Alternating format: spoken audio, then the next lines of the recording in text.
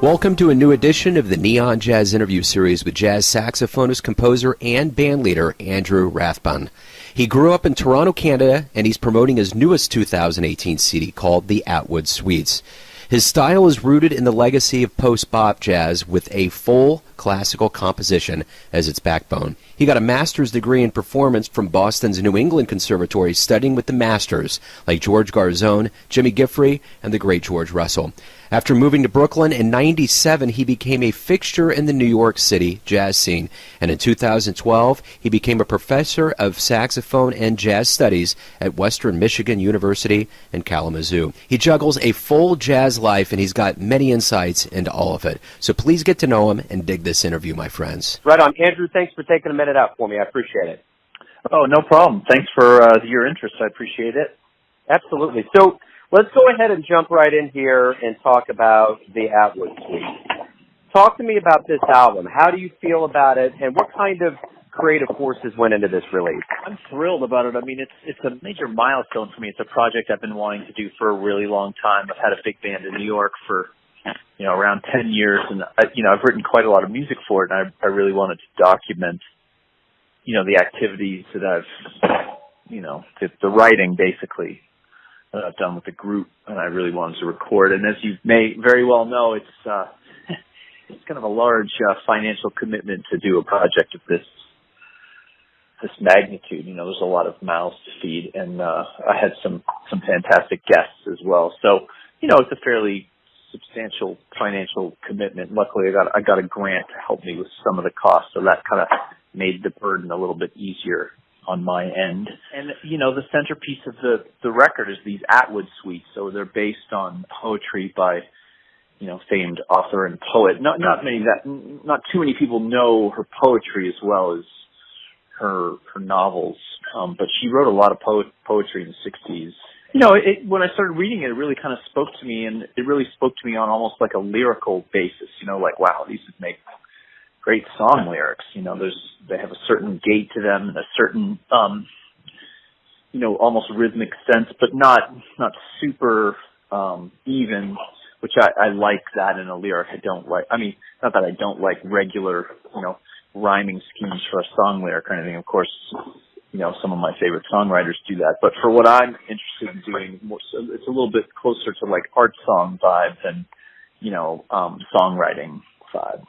I found some of these poems and I set them to music, and the first time I did it was on a record called True Stories that Luciana's on, and I set 4 of her poems to music, and that, I kind of got some nice notices regarding that, some nice press and critical reviews and whatnot, and I thought, this may be an avenue I should continue to pursue. So I kept doing it, but I knew I wanted to change the context up. I knew I wanted to do it for jazz orchestra, to avail myself of all the different orchestrational and textural and color possibilities that are available with that ensemble.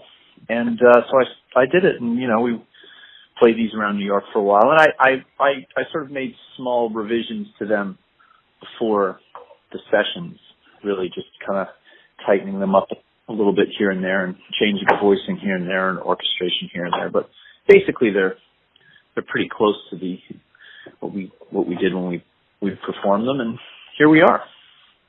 So are you a poet yourself, or what's the allure for poetry? No, boy. Oh, am I not a poet? No, I've tried.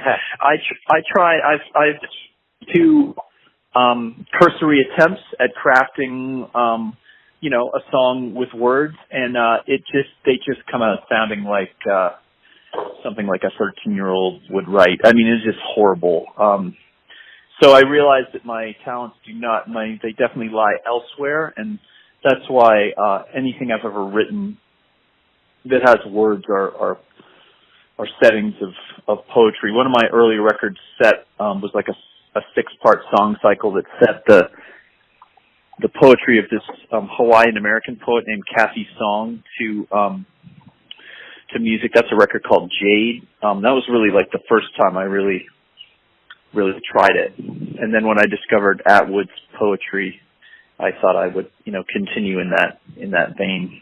Let me ask you this. What was it like growing up in Toronto? How did you get involved with jazz? Well, I was really lucky because I went to a school where music was really important. We were taken out of class during the school day every week for a private music lesson with some of the best, jazz musicians in Toronto.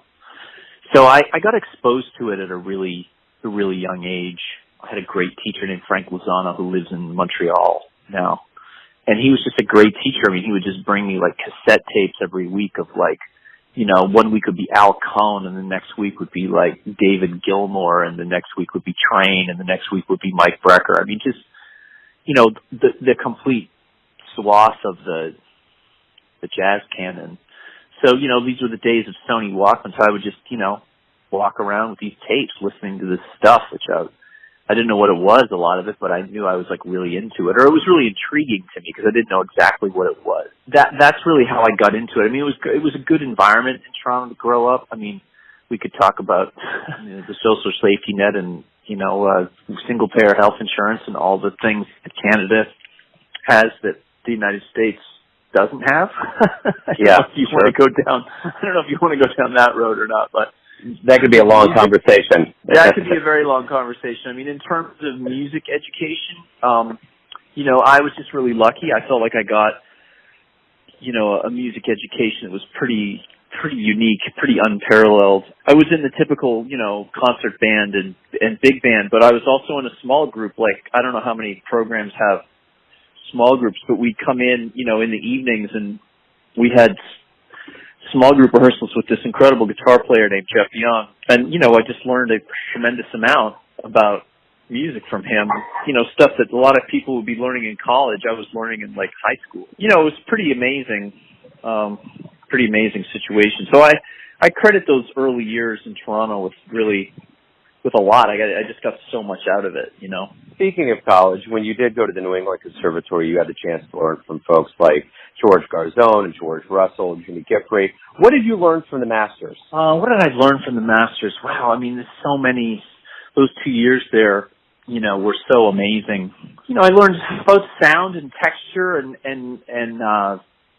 vibe and modern approaches to the music, and I guess the singular thing that me see, at least at that time, I think it's still similar. I mean, the guard has changed there, quite a bit since I went there, but there was such an emphasis on being personal and finding your own voice, almost maybe to a fault, I mean, maybe it was so stressed that, some people there were taking classes like development of personal style, and, they still had a lot more fundamental things to learn. But overall, I think that idea of, finding your own way, finding your own voice, really trying to be original is the whole reason why jazz exists, really. I mean, it's an underpinning, conceit of the music that sometimes gets a little lost. There's a lot of, people who are just interested in recreation and just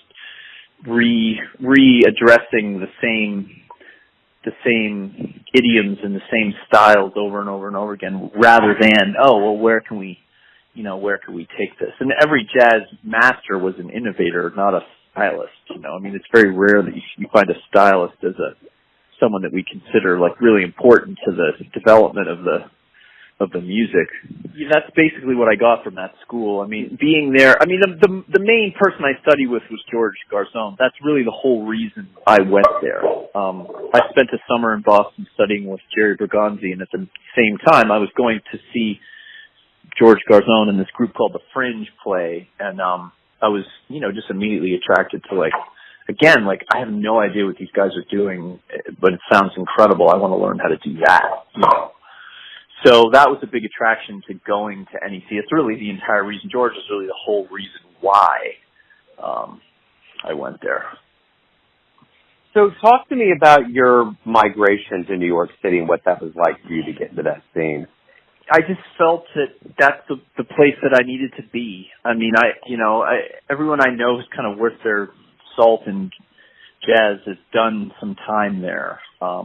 It's just a crucible that needs to be explored, and primarily because going there just makes you better. So I knew the only way I was going to really improve and get to the next level was to go and immerse myself in that scene with players that I wanted to be around.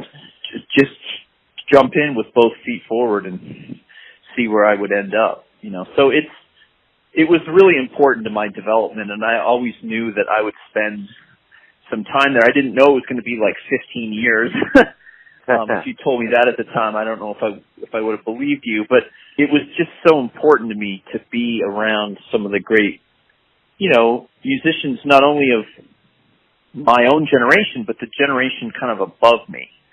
You know, I was super interested in a lot of those players, like, I don't know, like Jeff Hirschfield or Steve Laspina, or there's a whole bunch of guys, Tom Rainey, guys that are older than me by like 15 or 20 years, but that I really wanted to be around and learn from and play with.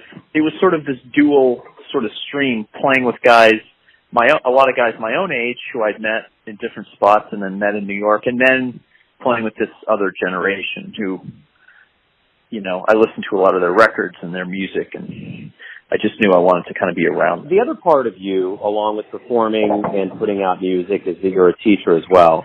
And you're at Western Michigan University right now, and you've been at the University of Maine, and you've been around. So what is it about teaching that attracts you so much? It's the energy that you get from the students, right? Because they're so young and they're so hungry and they're so into what they're doing that can be inspiring for you as the teacher. And not only that, they keep you connected with stuff that you might otherwise not have a connection to. You know, they're like, hey, have you heard this new Thundercat record? I'm like, what the hell is Thundercat? Like, I don't know about that stuff. But they turn me on to stuff that I might not necessarily get to experience. Now, that's not to say that I think all of it's great.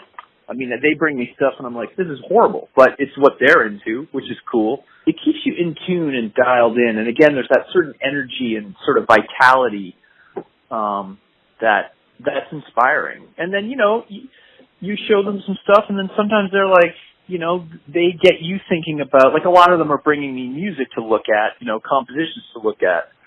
And I love to do that because sometimes they bring you something and you just never thought of it that way. Like, oh, wow, yeah, this is a cool idea, or this is a, you know, something, this is a cool way to approach this, or something that just never occurred to you. And you can learn a lot from that. You know, I'll be a lifelong student. You know, I don't believe in the whole idea of like, now you've arrived, so you're all done now. I mean, you know, I'm always trying to learn something new or add something to my bag of tricks or repertoire. And the teaching definitely can help you with that. You know, I'm lucky I have a lot of really good students who get my brain going, and hopefully, you know, I'm helping them with their process and the way they approach music and the way they approach writing and playing, and showing them some stuff that, you know, they might come to it on their own, but it might take them a little longer rather than someone just tipping them to it and then, you know, giving them some pragmatic exercises or, you know, assignments that get them to that place a little bit. When you look back on your career, you've been at it for quite a while. What are you proudest of when you look at your career? What really makes you feel good about what you've done? Well, it's hard to say. I mean, I guess I've always been most interested in, like, making records. So to me, that's what I've spent the most time doing, writing music, writing different projects for different groups. But I do have to say, you know, right now, the thing I'm most proud of is this new record. I mean, again, I've wanted to make a big band record. I wanted to make something of this sort of scope and magnitude for quite some time, and just due to, you know, economic and scheduling and other factors, I've just never been able to do it. So to be able to kind of cross this off, like, all right, I did a record, and it's, you know, it's a double CD. There's a lot of music on there. I mean, there's a lot more charts that we left off the record just because there wasn't enough time to rehearse them and record them and whatnot. So, I'd say right now, you know, maybe if you asked me in a year, I'd have a different response, but I'm super excited about this particular project. You know, I always hear from cats that it's really hard to have a big band because there's so much that goes into it. There's just so much you got to coordinate. What's the motivation? Because big bands are actually quite popular in jazz these days. With it being as hard as it is, why do you think they still flourish? I don't know. I mean, there must be a lot of insane people. I mean, you have to have a certain level of like just like abject insanity to like want to take this on. Like, I don't know. Are you a musician? Do you play an instrument? What's your interface with music? I'm an appreciator of it, but I can play a little bit of the drums. You know, when you write a big band chart, like just taping the parts together takes like 2 hours. It's just a massive undertaking, you know, both in terms of time and in terms of, you know, the finances of it. Now, a lot of the guys that I play with, they're leaders in their own right. A lot of them, you know, have done big projects, so they have an understanding. There's sort of this tacit understanding, and a lot of them are like they're up for it, you know, regardless of the financial. You know, they just want to play good music. You know, so that's part of it. And I think a place like New York is one of the only places you could actually get that kind of quality of musician who's just really hungry and thirsty for, you know, something new and different. But I don't know the answer to that. I mean, I guess people are wanting to write things for larger groups, or you know, doing things on a larger scale, and this is one way to accomplish that. But yeah, there is sort of this there is kind of this little renaissance of sort of contemporary, you know, big bands that sort of was starting to happen when I was in New York. And there's a number of my peers who are doing it or are still doing it. I guess Darcy argues like the most successful of all of those people. I mean, he's had the most success with his band. But there's lots of other people who are doing it to, I would say, the same degree of musical success. And I know I was just really inspired by that, and it's something I always wanted to do. But as far as a reason why, I don't know. I mean, it doesn't make any logical sense. Like logic, if you sat down to think of the time commitment and the financial commitment, and you know, I mean, just to write a chart, like a 10-minute chart that's like 300 or 400 bars long, that's a huge, at least for me anyhow, that's a huge undertaking. You know, no one's doing it to get famous and or rich. Right. Sure. Well, let me get into an idea of motivators for you. What jazz shows have you seen in your life that really got you going and motivated you and made you think about it in a different way? I can't really like pinpoint like one moment or one show where I just went nuts. Like, oh, this is it. I have to do this. It wasn't like that for me. It wasn't like one single light bulb moment. It was a slow progression of being exposed to all kinds of different music and loving that music. And then finally, when I went to this high school, like discovering improvised music and kind of the nuts and bolts of that. And that is what, you know, gave me the bug to the point where as much as part of me didn't want to do it, I didn't really have a choice. You know, I mean, I knew enough about sort of the pitfalls of the life and how challenging it is on a variety of different levels, you know, but still came to the conclusion that I couldn't really do anything else. This is what I had to do. I don't have like a light bulb like concert. I mean, I could tell you about going to see Oscar Peterson and going to see Pat LaBarbera at George's Jazz Room, but it wasn't, I mean, I enjoyed all those shows a great deal, but it wasn't like I saw one particular specific thing that, you know, just completely, I mean, I've seen so many fantastic concerts. I don't know if I could just pick one, especially when I was younger, that I could tell you was like, oh, that was the one. You know, I don't have that kind of moment. I have a variety of like small little landmarks, you know, that I arrived at, you know, in my youth that kind of spurred me to choose a life in music. Well, let me narrow things down for you here. If you could get into a time machine and go back in time and see a show, see a performer, where are you going to go? Who are you going to see? Coltrane. I would have loved to have seen Coltrane. I mean, I saw Sonny, saw Joe Henderson a lot. I mean, I saw him like 5 or 6 times. You know, I was lucky. I mean, living in New York, I saw a lot of guys there, you know, canonical guys. But I'm too young to have seen Coltrane. So that's who I would love to see, just to experience his sound in person. You know, that would be the main thing, to be in the same room as that sound. Yeah, absolutely. So let me ask you this: why do you love jazz?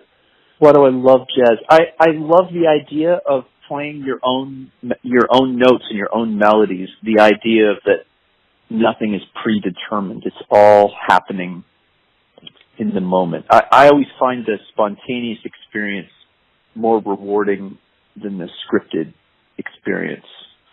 The analogy sometimes I use for this is, I don't know if you ever watch talk shows, like late night talk shows, but sure. You know, you can watch the monologue and it can be really funny. But when you're watching the interview and the conversation veers into something and, you know, the host or the guest, you know, find something funny in that and they both find humor together in something, it's often the funniest moment in the show. And it's not scripted, it's just completely spontaneous.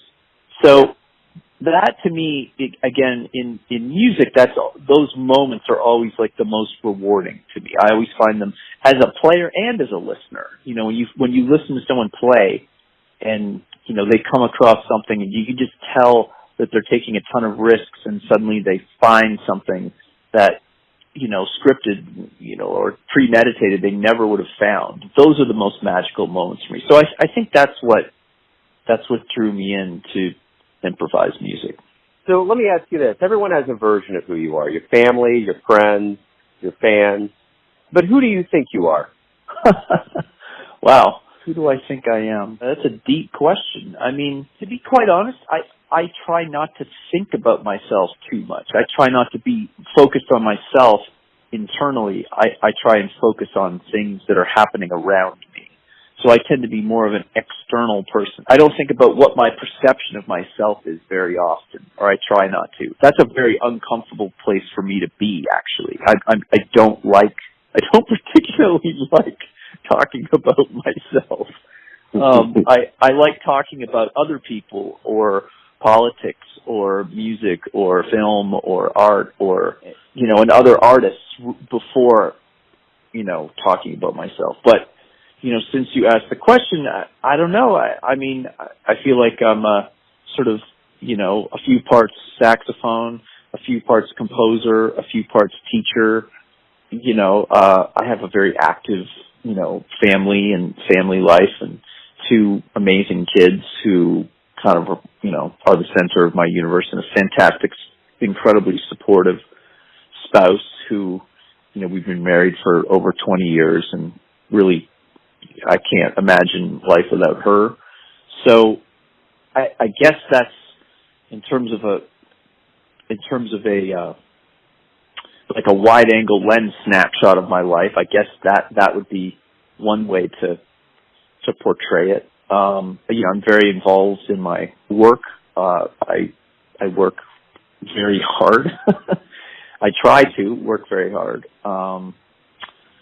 You know, I'm fairly well-read and socially engaged. I don't know if that's a good answer or not. I mean, in terms of my philosophy, I guess I hope that I'm a spiritual person without being involved in any organized religion. Like, I guess I'd consider myself an atheist, but in the same breath, I feel like through music and through the place you can kind of touch as a musician, I feel like I'm spiritual without believing in a God. I don't know if that is something you're looking for. That's pretty deep too. I don't know if that's something you want to, you know. No, that's good. I mean, there's no real right or wrong answer. It's just, I think the idea of the question is that everyone is going to have a different perception of you, but you're guiding the ship. So I'm really curious, you as yourself, who do you think you are? Because it's going to be different for everybody. And that's good. Yeah. Yeah. And I've never really been one of those people who really have cared that much, probably to a fault, about the external perception of me. You know, I've never tried to cultivate any type of image or vibe or whatever. I'm just like, this is what I do. I do my best in music. I try really hard in music. I put my music out there and let the chips fall where they may. You know, that's kind of how I've always kind of operated. And again, you know, in the way the industry is now, it's probably not the best strategy. Well, you got to be true to yourself, for sure. Yeah. That's all you can do. But I think that's a great answer. It's a great way to wrap everything up. Thank you for taking a minute out to talk about the new album and your life in music. I really appreciate it. No problem, and thanks for your interest in the record. I'm super proud of it. It's been really kind of a lifelong, very steep uphill battle to get it out, and I'm just really excited to get it out in the world. And I know, these days that there's so much stuff out there, it's hard to get your music in front of a lot of different people today. It's really challenging, so I appreciate your interest in it. Thanks for listening and tuning in to yet another Neon Jazz interview. We give you a bit of insight into the finest players in Michigan, New York City, Kansas City, and spots all over the world, giving fans all that jazz. And thanks to Andrew for his time and his music. If you want to hear more interviews, go to Famous Interviews with Joe Domino on the iTunes Store. Visit neonjazz at youtube.com. And for everything Neon Jazz, go to the neonjazz.blogspot.com. Until next time, enjoy the jazz, my friends.